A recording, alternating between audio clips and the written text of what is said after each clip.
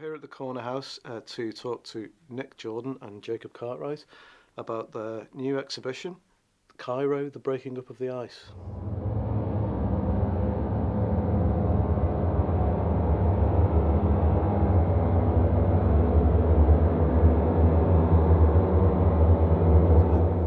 Tell me a bit more about Cairo. Where is this place and why did you base a film there?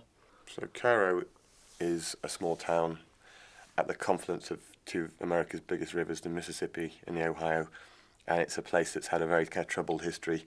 Mm-hmm. It's also a place where John James Audubon, the 19th century ornithologist, was stranded, stuck in river ice for several weeks in the winter of 1810. And we use his words, his account of that as for the voiceover for the film. While proceeding up the Mississippi, above its junction with the Ohio, I found, to my great mortification, that its navigation was obstructed by ice.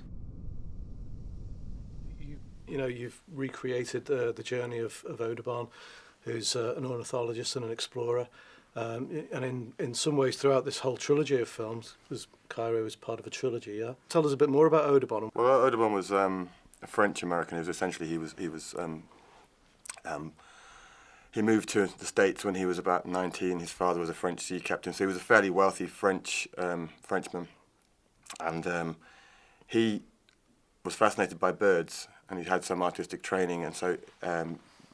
Over a period of time, he started to draw and study and draw birds, and eventually he took upon himself this kind of grand scheme, which was to record and draw each and every species of bird in North America. But his narratives, his stories, are kind of particularly representative of that time in America. Yeah, right. I think particularly fascinating was the bird life and the presence throughout the film of bird life, and it goes from very sort of almost passive observation in the birds to very nervous rhythms that the birds seem to almost trigger the rhythms of the filmmaking.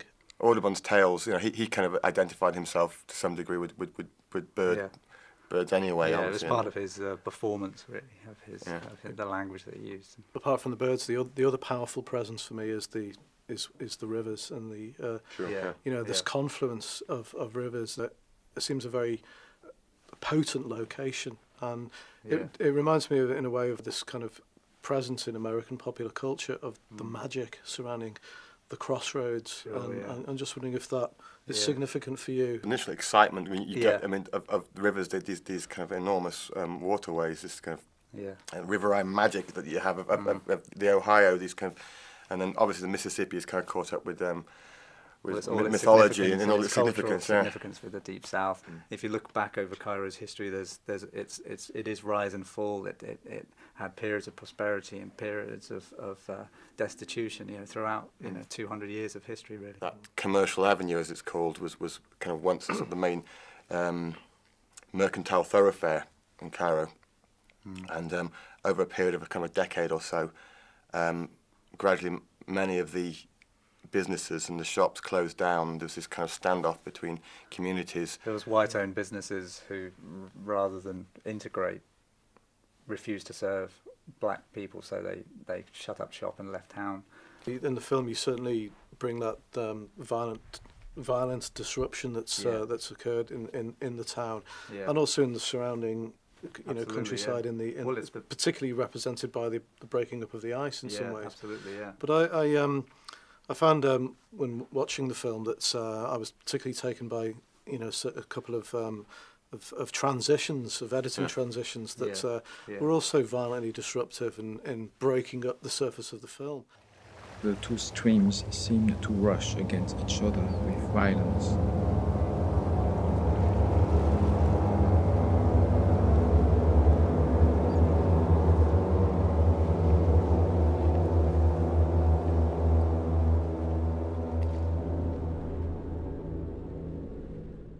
Yeah, we do try and certainly borrow borrow from that language, but not to make deliberate facsimile facsimile or quotations, and there is a violent cut, a flash, which signals that we're seeing into Cairo itself. I would point out as well that not everything we do in editing is kind of so sort of sophisticated and referential. No, I mean, to some extent, what we do is quite playful, and we just try things out. Sort of midway through the film, when we were filming white-tailed deer in this kind of just by the Mississippi, and it was getting towards dusk, and we put a kind of some banjo, sort of a treated banjo soundtrack to it. Was it Doc Boggs? It's Doc Boggs, it's Kentucky folk ballad. Yeah.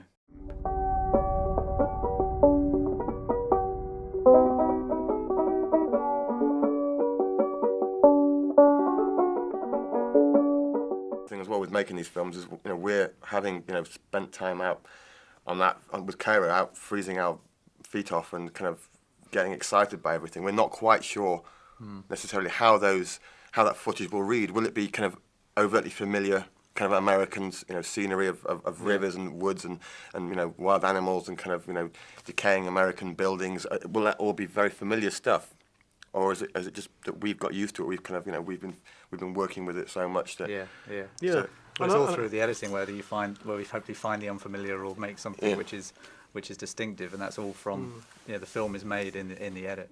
So. And I feel that's an overriding sense of the show, particularly with the framed not forgetting the framed pictures, and the artifacts that you're displaying that have a very much a sense of I feel an uncanny encounter with an America that we think we understand through popular culture, but still very much hidden. And we're going to go back. We've got we've made some connections. Well, some of these things we're talking about, we're hoping to develop into a documentary that will look into much more detail, really, on Cairo's social history, and whereas this film is a combination of cultural and natural forces.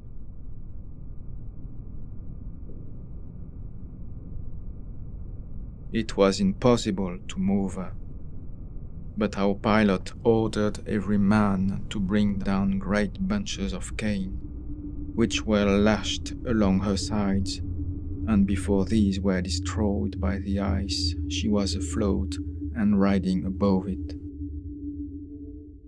But whereas our project, hopefully later this year, is going to be more of a sort of, I say straight documentary. It'll probably be an experimental documentary if we're going to give it a name. But we want to kind of take more time to actually sort of work with Cairo now that itself. we've concluded all the Audubon. Well, congratulations with that future project and on this current collaborative show. Thanks, guys. Yeah, Thank you.